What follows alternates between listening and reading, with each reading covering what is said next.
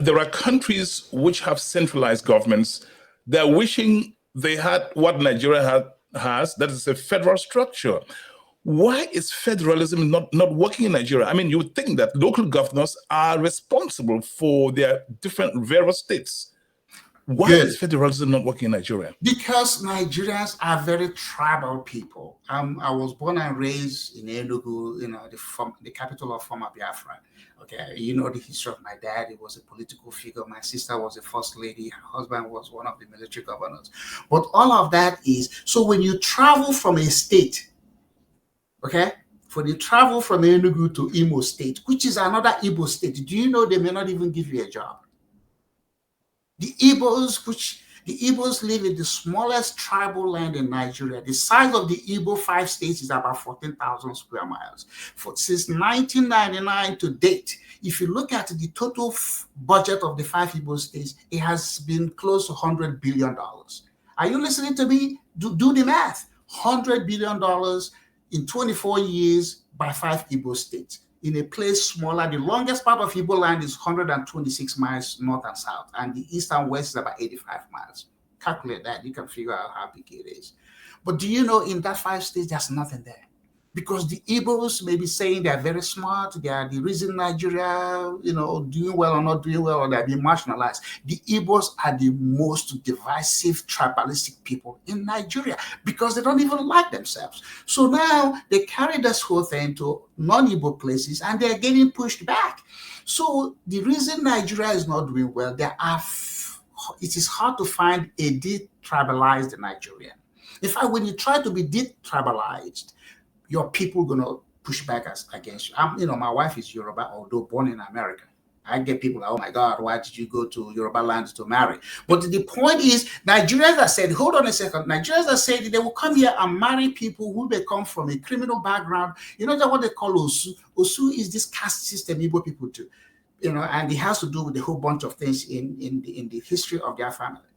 The same thing that an American will do that will label them Osu, Nigerians will come here and marry them, but they will not marry their own. So there's a lot of mental adjustment and self-assessing things that Africans and especially Nigerians have to do in order to realize that, look, God is not going to come here and give them any special concessions. They have to cure themselves of the things that are inhibiting them from being a player on the world stage. Right now, they are playing, but other people are doing the referee on them. And that is what...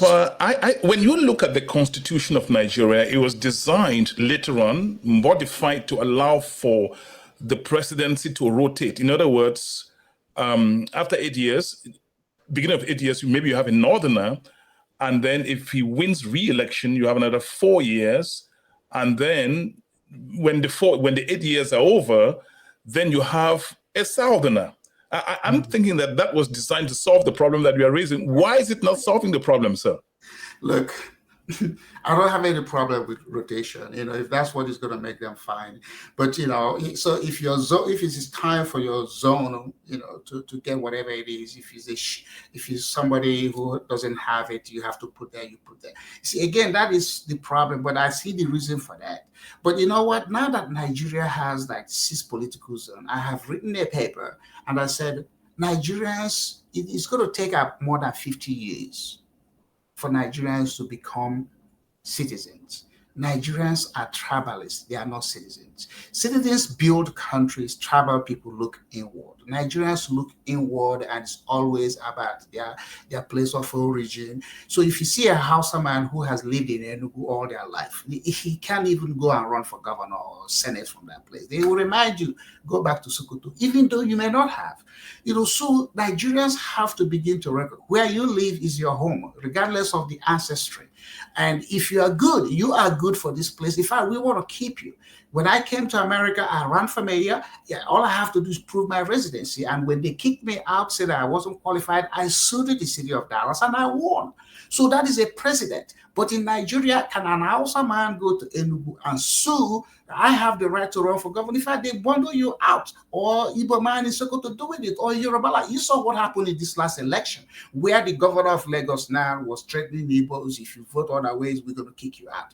That is the problem. I don't care what is written written in the books. Constitution is a living thing. If the individuals are not willing to act, to the letters of the Constitution, it doesn't mean anything. Nigerians are very tribalistic, even with the Yoruba people. This Tinubu, nobody knows what part of Yoruba he comes from, but he has managed to be where he is. So the thing is, the individual is what makes a country thrive, makes a country successful, not the Constitution.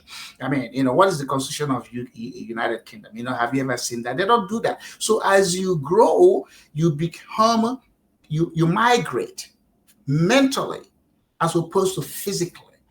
Africans migrate physically, but they don't migrate mentally. And you could see that example with those of us who are in America. I'm Cameroonian, I'm Nigerian, I'm Ghanaian, and we all go around wearing clothes like we're in our villages, and we don't even network. We socialize, we don't network. So citizens network, and they want to know, hey, Divine, what are you working on? What can I help you with? This is what I'm working on. But when you start to do that with Africans or Nigerians, they think you are bragging. No, you are sharing information. And then that could be a by the way. Oh, by the way, in the business I am, I don't advertise. I have gotten a lot of things by the way. Oh, Mr. Opa, you are this, you have served in this position. Would you like to do X, Y, Z? That is what citizens do. Africans need to start to become citizens of their country and not, about the tribe they come from in that particular country. You are watching Voices of Africa, and my guest this week is Global Affairs Analyst Ed Okpa.